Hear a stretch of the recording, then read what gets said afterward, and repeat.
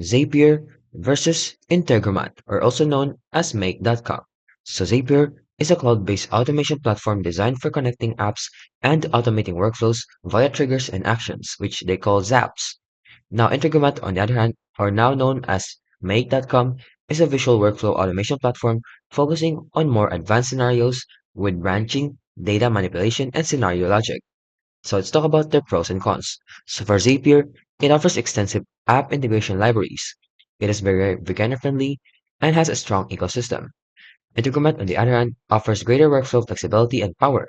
It is often more cost effective for high volume and is visual builder for scenarios.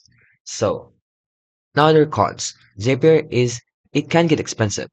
As you scale, it is also listed for highly custom and complex workflows. It also has a very frequent trigger or large dataset.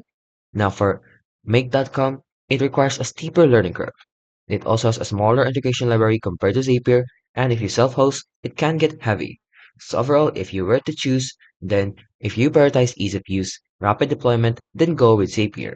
But if you prioritize complex workflows, logic branching, and cost efficiency at scale, then choose Make.com. If you like this video, don't forget to like, subscribe, and turn on the notifications